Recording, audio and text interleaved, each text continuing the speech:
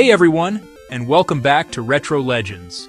The Nintendo Entertainment System is remembered as one of the most important consoles in video game history. After the North American market crash of 1983, it was the NES that rebuilt trust in the industry, bringing video games back into millions of homes. The console hosted some of the most influential games ever made: Super Mario Bros., The Legend of Zelda, Metroid, Mega Man. Games that defined styles, genres, and design patterns. But a platform's success doesn't just produce masterpieces. When a console becomes super popular, it also, attracts rushed projects, poorly used licenses, messy development, and games released before they're really ready. The NES was no different. Alongside the masterpieces that defined a generation, there was a less glorious catalog. Confusing titles, technically weak, or just poorly designed. These games weren't just isolated mistakes. They often told a lot about the industry back then. Impossible deadlines, aggressive marketing, licenses quickly used up. To truly understand the history of the NES, we also need to look at its less celebrated side. Don't forget to hit like, subscribe to the channel, and ring the bell for more journeys into the world of retro gaming. Let's get started.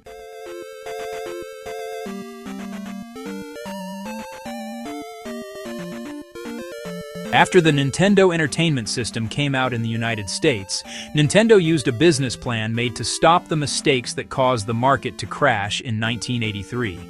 The licensing system set clear rules for other game makers.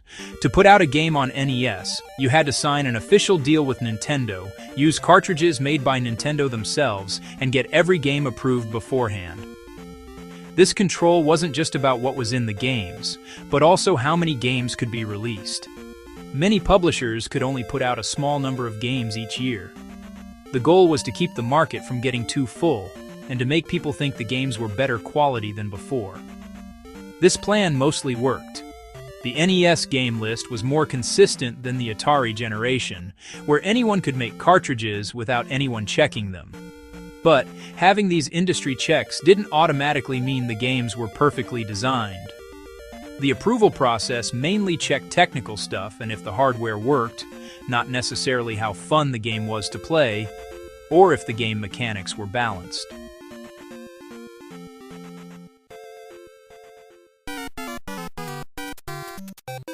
Many games were made by small teams, often just a few programmers and artists. The time to make a game could be short, especially if it was tied to a movie or a specific release date. Sometimes, there wasn't enough time to really work on the game's design. The NES's technical limits also affected the final games. Game cartridges had limited memory, and the tools to make games weren't always the same. Some studios knew how to work with Nintendo's hardware, while others struggled to make the graphics, collisions, and sprites work well. Because of all this, not all games turned out as good as the famous ones. Some games met the technical rules for their license, but they had problems with how balanced they were, how clear the gameplay was, or just weren't polished enough. These games showed that having a system to check quality could make the market better, but it couldn't completely get rid of design mistakes.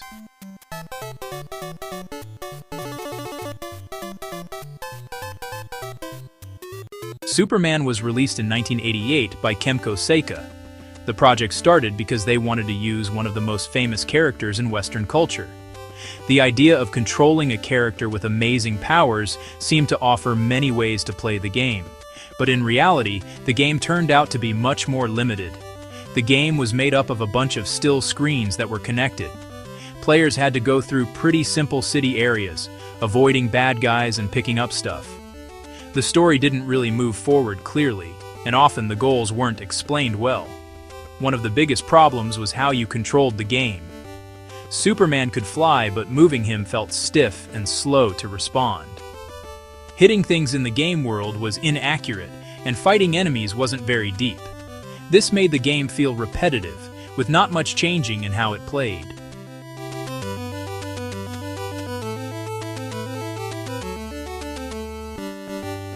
The way things looked also had clear problems. The character pictures were very small on the screen and didn't have much detail. The movements were simple, with only a few frames, which made them look choppy. The city backgrounds looked empty and all the same. The music and sound effects couldn't make up for these flaws. The music was short and played over and over, and the sound effects were very basic. The main problem wasn't just technical, it was in the design. The game didn't really use the character's special traits in fun ways. Superman's powers, which could have made for many different situations, were used in a very limited way. So, the game showed how a really popular character doesn't always mean a good game. The character's potential was mostly wasted, and the game didn't really make a big splash in the console's collection.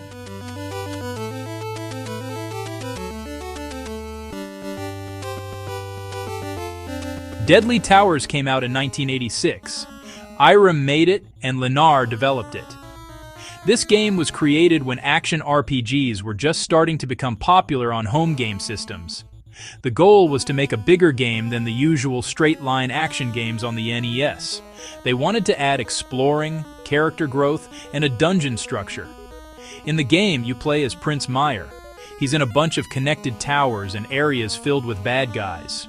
To move forward, you had to explore big outdoor places and then go into separate dungeons. Each dungeon had its own enemies and items.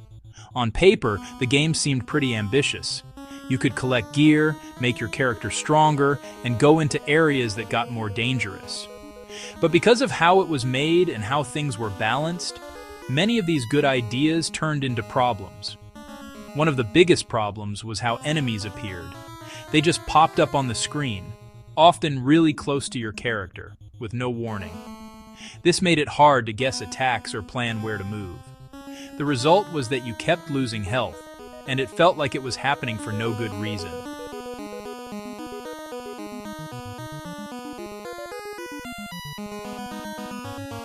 On top of that, the hitboxes were a bit off. The main character's attacks didn't always hit right, even when the animation looked like they should. And enemies could hurt you even when it looked like they barely touched you. This made fighting feel really unreliable all the time.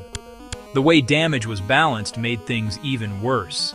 Some enemies could take away a lot of your health with just one hit, and it was hard to get your health back.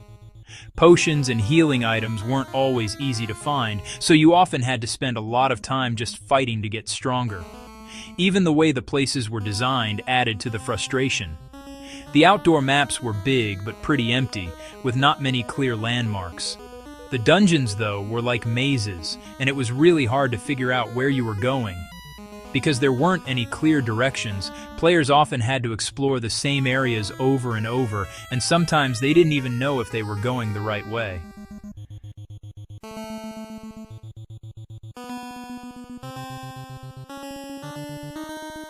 The challenge wasn't so much about how complex the game mechanics were, but more about how unclear the rules of the system were.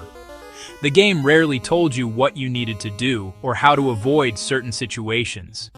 This made it feel less like you were learning as you went, which is a big part of what makes games fun. When it came to how it looked, Deadly Towers used simple sprites and not very detailed backgrounds, just like many early NES games. The music and sound effects did their job, but they weren't anything special that you'd remember. Over time, the game became known mostly for how unfairly hard it was. Even though it tried to be a complex action RPG, the way it balanced exploring, fighting, and getting stronger really held back the whole experience. So Deadly Towers ended up being one of the first examples of a game that had big ideas but couldn't quite pull them off technically. It was a project that tried to do more advanced things, but it couldn't make them work together in a smooth game system.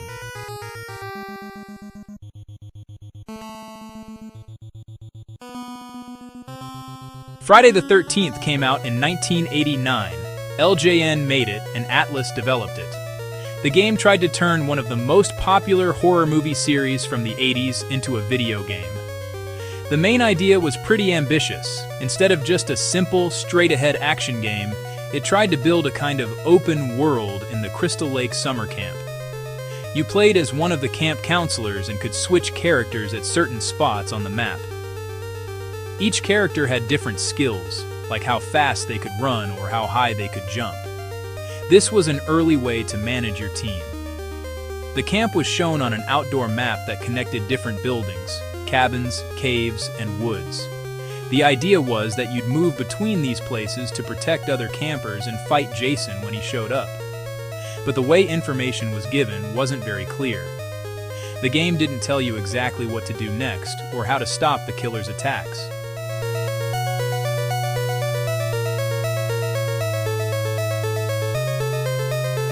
The camp map was one of the trickiest parts. The buildings were connected by straight paths that all looked the same, making it hard to know where you were going. The screen would change a lot, and with no clear landmarks, it was easy to get lost. When Jason showed up, it was almost always a surprise. The game would just pop up a message saying he was attacking, and you had to rush to a specific cabin. This stopped you from exploring and threw you right into a fight with him. But the fighting felt stiff and not very natural. Jason was super tough, and your character couldn't move around much. Visually, the game used really bright, strong colors, probably to make things stand out on the screen. But this choice made the environments look kind of messy.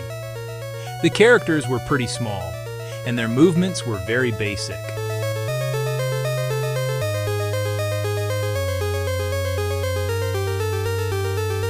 One interesting thing was how they tried to show the scary feeling of horror movies. Danger could pop up at any time, and keeping the other characters safe became part of the goal. But because the game's rules weren't clear, this idea didn't work out completely. So Friday the 13th ended up being an example of a project with cool ideas but not very polished in how it was made.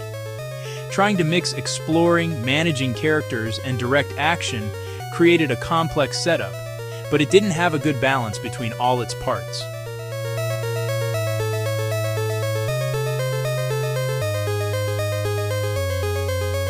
Dr. Jekyll and Mr. Hyde was released in 1988 by Bandai and made by Advanced Communication Company. The game tried to turn Robert Louis Stevenson's famous book into a video game. It focused on the main character having two different sides to his personality. The game had two different levels of reality. In the main part of the game, you played as Dr. Jekyll. You had to walk through a city street filled with angry people, animals, and things that could make him more stressed. The goal was to get to the church at the end of the path while keeping the character calm. When the stress bar got to a certain point, the game automatically changed you into Mr. Hyde. Then, the game moved to a different world that looked like a night scene. Here, the gameplay completely changed.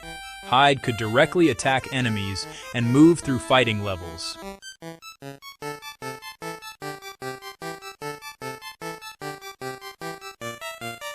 The idea behind the system was to create a changing relationship between the two sides. Hyde's progress was supposed to make up for Jekyll's failures, while keeping stress in check would balance the two modes. In reality, it was hard to figure out how it worked. The game didn't clearly explain the rules for changing or how the two worlds were connected. Players could turn into Hyde without even knowing what actions caused their stress to go up.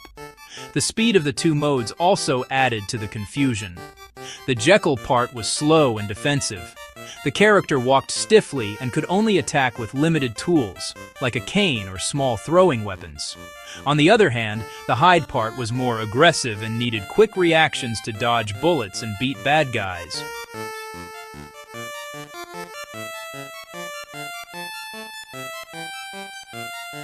The constant back and forth between these two setups made things feel choppy.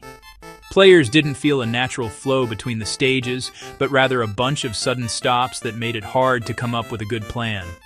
The way it looked also made the game hard to understand. The city areas looked boring, and it wasn't always easy to tell what you could interact with.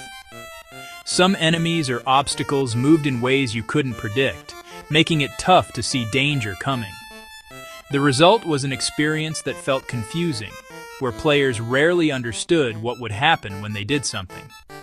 Dr. Jekyll and Mr. Hyde became one of the most talked about games on the NES, not just because it was hard, but because its rules weren't clear.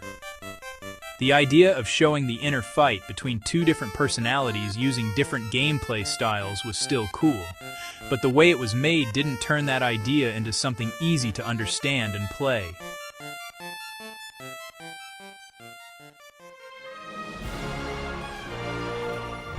Back to the Future was released in 1989 by LJN and developed by Beam Software.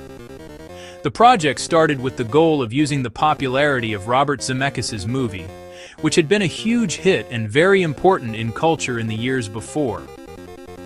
The idea of turning Marty McFly's story into a video game seemed to offer many ways to tell a story and have fun. But the game's structure didn't try to tell the movie's story in a clear way. Instead of having a detailed story that moved forward, the game had a bunch of separate activities, only loosely connected to what happened in the movie. The player controlled Marty as he walked through the city streets, shown from the side. During these parts, the main character had to dodge things thrown by other characters, collect hearts to keep his energy up, and reach different spots on the map before time ran out.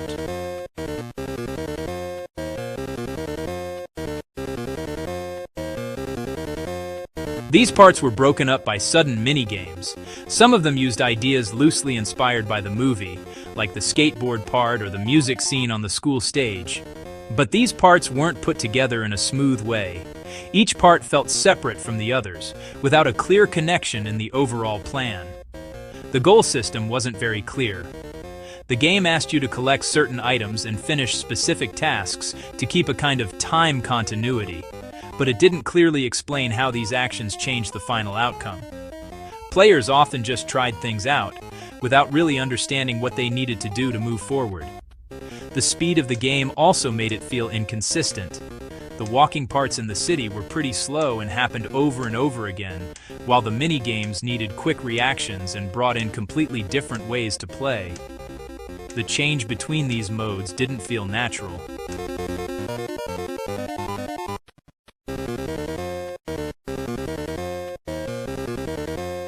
From a technical point of view, the game had clear limits. The sprites were simple, and the animations were basic. The city areas didn't have much variety, and the background stuff repeated a lot. The soundtrack had a simpler version of the famous movie theme song, but it played over and over, which made it less cool. So, it ended up being a game that used the movie's name more for advertising than as a real base for how you played it.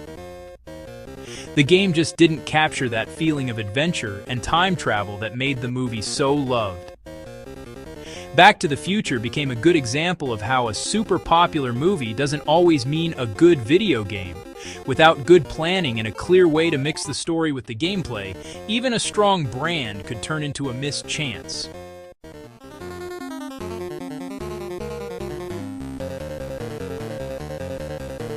Silver Surfer came out in 1990 from LJN and was made by Software Creations, a UK studio known for being really good at working with limited hardware. Unlike many other games on the NES that got bad reviews, this project actually looked surprisingly advanced. The game was a scrolling shoot-'em-up, where players controlled the character through levels full of enemies and bullets.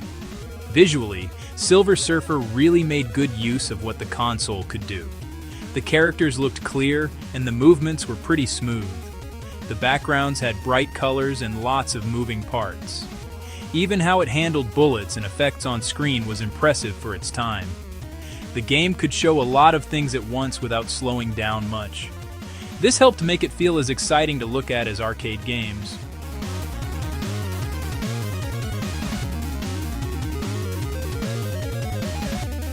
The soundtrack, made by Tim Follin, became one of the most loved parts of the game. He used the NES sound chip in a really smart way. The music had complicated and lively arrangements that stood out from many other games at the time. So, the main problem wasn't about how good the game looked or sounded, but how hard it was to play. The collision system was super strict. Your character would lose a life with even the tiniest touch of anything bad or parts of the background.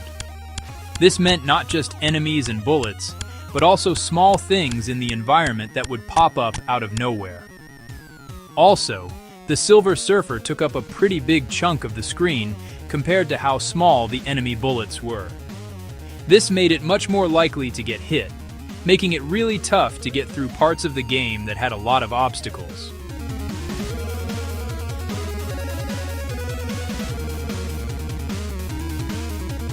The fast scrolling of the levels and the many bullets meant you had to be super precise with your moves.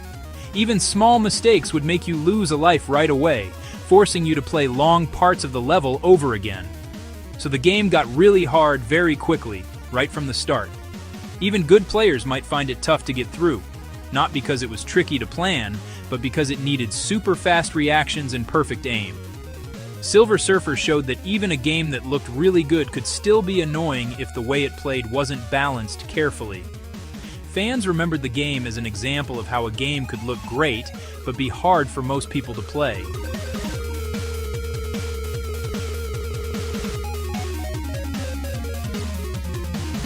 Many of the less successful NES games came from publishers who specialized in movie or TV show licenses. Among these, LJN became especially well known. The company put out games based on popular franchises like Nightmare on Elm Street, X-Men, and Terminator. Their plan was simple: use a brand's popularity to get people interested. But the games often had very little time to be made, and their design ended up being pretty shallow. This way of doing things led to many not-so-great games that, even though they sold well at first, were quickly forgotten.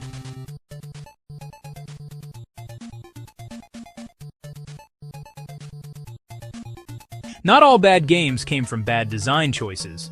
The NES had big technical limits. There wasn't much memory. There was a limit to how many moving pictures, called sprites, could be on screen at the same time. Making things bump into each other, called collision detection, needed clever ideas. The best developers turned these limits into chances to be creative. Other teams, who weren't as ready or didn't have much time, had trouble making smooth games. Many games struggled because of these technical limits and fast development. In the 1980s, game-making times were often much shorter than they are today. Some games were finished in less than a year. This meant many ideas couldn't be tried out or made better through long testing. If a project started with design problems, there often wasn't enough time to fix them.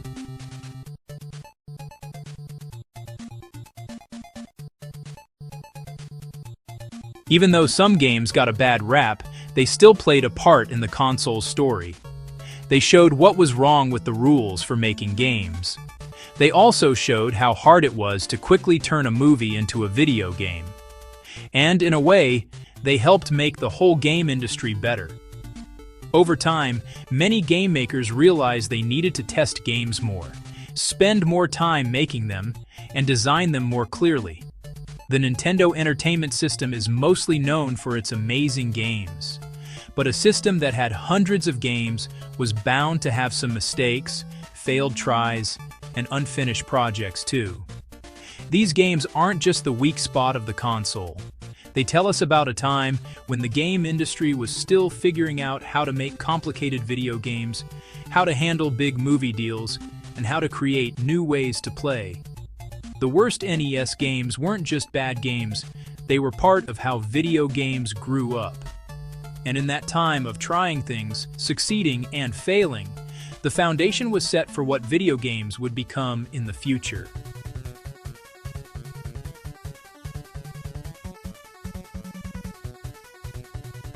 And that wraps up our trip down memory lane. How many of these fun facts did you already know? Let us know in the comments. Don't forget to give us a thumbs up, subscribe to the channel, and hit that bell so you don't miss out on more retro gaming adventures. Thanks for watching Retro Legends, and we'll see you in the next video. Stay retro, stay legends.